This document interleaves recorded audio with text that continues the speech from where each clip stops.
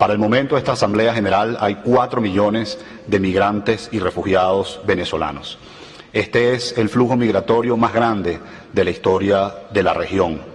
Actualmente es el segundo más grande del mundo, solamente superado por Siria, que ha pasado por una guerra por más de 8 años. Para el 15 de junio, los últimos números que manejábamos, según lo que nos han suministrado los gobiernos, así como también distintas plataformas que están trabajando como Naciones Unidas, son los siguientes. En Colombia hay 1.300.000. En Perú teníamos 768.100 y ayer el canciller ya nos actualizó que son 850.000 venezolanos que hay en Perú. En Chile 288.200, Ecuador 263.000, Brasil 168.300, Argentina 130.000, Panamá 94.400, Trinidad y Tobago 40.000, México 39.500, Guyana 36.400, República Dominicana 28.500, Costa Rica 25.700, Uruguay 8.600 y Paraguay 5.000. Eso es en términos absolutos. En el caso de las islas Curazao y Aruba, Curazao hay 26.000 venezolanos, Aruba 16.000 venezolanos. En términos relativos, la población más alta de la región está en estas islas. 15% de la población de estas islas hoy son migrantes y refugiados venezolanos.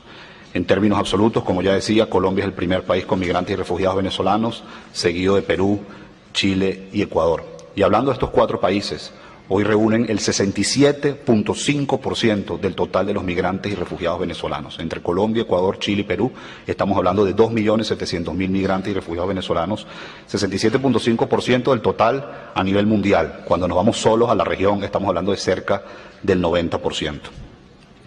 Uno de los temas muy importantes es, que es el primer capítulo del informe, ¿por qué 4 millones de migrantes y refugiados venezolanos se han ido desde el año 2015? Y el grupo de trabajo ha identificado 5 determinantes. En primer lugar, la crisis humanitaria, reflejada en la escasez de medicamentos y alimentos. Actualmente le voy a dar un ejemplo de la situación de salud en Venezuela, cuando la mortalidad infantil ha aumentado 35%, la mortalidad materna ha aumentado 65% y hay una escasez de medicamentos de 88%. La inseguridad alimentaria. También les puedo dar un ejemplo de la situación actual, donde cerca del 50% de las mujeres embarazadas, según Cáritas Venezuela, tienen desnutrición aguda o moderada, y 8 de cada 10 venezolanos han reducido su ingesta calórica, además de más de 1/3 de la población no puede alimentarse 3 veces al día. 1/3 también de la población está necesitada de ayuda humanitaria. Otra determinante que identificó el grupo de trabajo, y es una de las que yo siempre trato de resaltar, es la violencia generalizada, que muchas veces pasa por debajo de la mesa, si me permiten ese término coloquial. En Venezuela hay una tasa de homicidios de 81 personas por cada 100.000 habitantes, siendo Venezuela uno de los países más violentos del mundo y donde en los últimos 5 años han asesinado a más de 130.000 venezolanos. De hecho, antes que empezara la crisis humanitaria, cuando hubo la primera ola migratoria, la primera determinante era la violencia generalizada. Después está la violación sistemática y generalizada de los derechos humanos, específicamente reflejada en la persecución, represión, tortura y control social.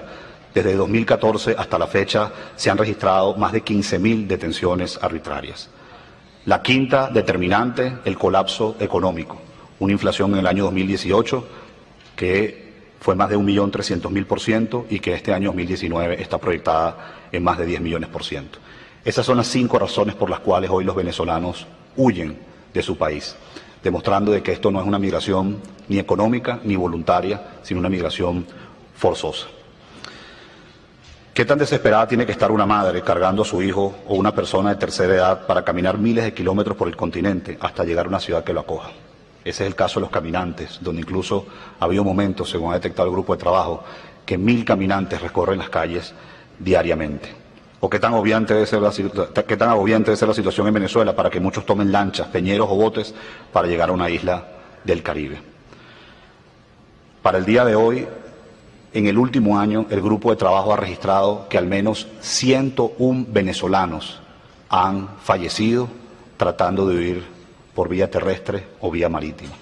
101 venezolanos que han fallecido porque sus pequeñas embarcaciones han naufragado, porque han tenido un accidente vía terrestre o porque se han ahogado en el río Táchira.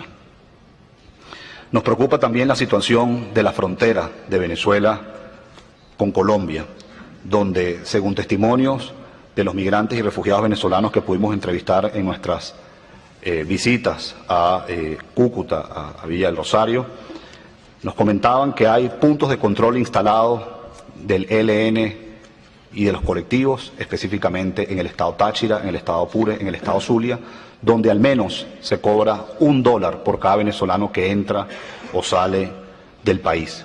En términos conservadores, si el 25% de los venezolanos usa las trochas para entrar o salir de Venezuela, estamos hablando que estos grupos irregulares están haciendo cerca de $10.000 diarios, lo que quiere decir $300.000 al mes. Quien no pague ese dólar o quien no entregue la comida o medicamento que fue a comprar a Colombia puede ser víctima de un homicidio o puede ser víctima de un secuestro. Habiendo dicho estas determinantes, nosotros consideramos que la Declaración de Cartagena debería implementarse para los migrantes venezolanos. Y permítame citar la Declaración de Cartagena del año 1984 en su conclusión tercera, que establece: un refugiado también es aquella persona que huye de su país porque su vida, seguridad o libertad han sido amenazadas por la violencia generalizada, la agresión extranjera, los conflictos internos, la violación masiva de los derechos humanos u otras circunstancias que hayan perturbado el orden público. El grupo de trabajo propone que dicha declaración sea implementada para que a los venezolanos se le otorgue, como dije al principio, el estatus de refugiado. Esta fue una declaración que surgió en el año 84 por el conflicto armado en Centroamérica, cuando había aproximadamente la mitad de los refugiados que hoy ha generado la crisis en Venezuela, y que los signatarios de esa declaración fueron Argentina, Belice, Bolivia, Brasil, Chile, Colombia, Ecuador, El Salvador, Guatemala, Honduras, México, Nicaragua, Paraguay, Perú y Uruguay. Y si bien es cierto, desde el grupo de trabajo estamos conscientes que esta declaración no es vinculante, quisiéramos que este informe sirva para empezar una discusión que pueda crear las bases para un consenso regional, donde al venezolano se le dé un estatus de refugiado. Nosotros reconocemos el esfuerzo que han hecho varios países de la región para implementar instrumentos legales que han otorgado protección temporal a los migrantes y refugiados venezolanos. A pesar de las limitaciones de recursos, infraestructura y servicios, cerca de 1.800.000 venezolanos han sido registrados en la región. Sin embargo, 2 millones de venezolanos aproximadamente hoy se encuentran en condición de irregularidad o están próximos a estarlo. Por eso es importante la implementación de la Declaración de Cartagena. Hacemos un llamado también a los países que no están implementando ningún instrumento jurídico para regularizar a los migrantes y refugiados venezolanos a que empiecen a hacerlo. Mantener a los migrantes y refugiados venezolanos sin ningún tipo de protección viola sus derechos, y ya el secretario general adelantaba en sus palabras que estamos proponiendo una tarjeta de identidad regional que facilite el desplazamiento de los migrantes y refugiados venezolanos por América Latina y el Caribe. También en nuestras recomendaciones hacemos un llamado a los miembros permanentes y también observadores a no hacer ninguna deportación de venezolanos que llegan en condiciones vulnerables, sin antecedentes penales ni haber cometido delito en los países receptores. Y pedimos también que aquellos venezolanos que están hoy detenidos por simplemente llegar sin alguna documentación, que puedan ser liberados. De 460.000 venezolanos que han solicitado asilo, solo 21.000 se les ha otorgado esta condición. Nuevamente, implementar la Declaración de Cartagena ayudaría a agilizar la brecha que hay entre quienes se les ha quienes se les ha dado la condición de asilo y a quienes no. Y esta crisis necesita tener una dimensión global. No puede tener una dimensión regional, ni mucho menos subregional, cuando hablamos de 4 millones de refugiados. Y solo pongo un ejemplo. Estados Unidos, la primera nacionalidad de solicitud de asilo es Venezuela. España, la primera nacionalidad de solicitud de asilo es Venezuela. Y en lo que va de 2019, en Europa, cerca de 20.000 venezolanos, permítanme ser más exactos, 18.400 venezolanos han solicitado asilo. Solamente hoy en el continente europeo, Siria supera a Venezuela en solicitud de asilo. El grupo de trabajo también recomienda a las autoridades locales y nacionales a implementar políticas y acciones en contra de la discriminación y la xenofobia en contra de los venezolanos. Recomendamos erradicar cualquier campaña política donde la xenofobia sea una bandera electoral.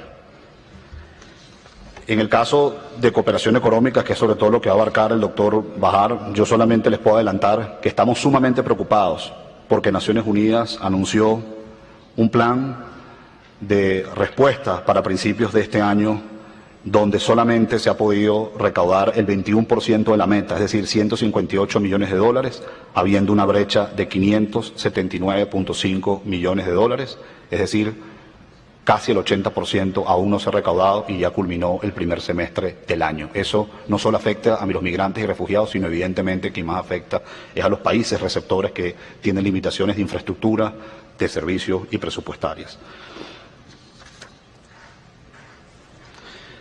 Después de todo este trabajo que ha hecho este grupo, podemos concluir que los principales desafíos que hoy se tiene es el derecho a la identidad, el acceso a la salud pública y educación, así como también las oportunidades para insertarse en los mercados laborales. Hacemos un llamado al sector privado a profundizar programas de capacitación y emprendimiento para facilitar la integración laboral de los migrantes y refugiados venezolanos. También reconocemos el trabajo muy noble que no solamente han hecho muchos gobiernos, sino distintas ONG, iglesias y agencias de cooperación para atender a los venezolanos que huyen de su país. Este grupo de trabajo también ha identificado cuando hemos visitado Cúcuta, Boavista, Pacaraima, Tulcán, Lima, entre otras ciudades, que hace falta reforzar programas de alimentación, asistencia jurídica, apoyo psicológico y centros de comunicaciones para que cuando el migrante y refugiado llega a ese país que lo recibe, pueda notificarle a su familiar que llegó sano y salvo. Como coordinador del grupo de trabajo, considero que si en el corto plazo se resuelve la crisis política, económica y social en Venezuela, habrá un descenso significativo de la migración forzosa y empezaría a haber incentivos para el retorno de migrantes y refugiados venezolanos. Quiero, antes de concluir, decirles que en este informe hemos agregado un anexo en la versión en español donde están todos los instrumentos jurídicos que hasta la fecha se están implementando en los distintos países para regularizar a los venezolanos. La idea es que en la versión digital esto se esté actualizando permanentemente porque sabemos que las legislaciones o los reglamentos que cada país está implementando pueden variar de una semana a otra, de un mes a otro. Pero en todo caso este informe, uno de los aportes más valiosos que tiene es que el venezolano va a poder tener una guía fácil para regularizarse al país que vaya.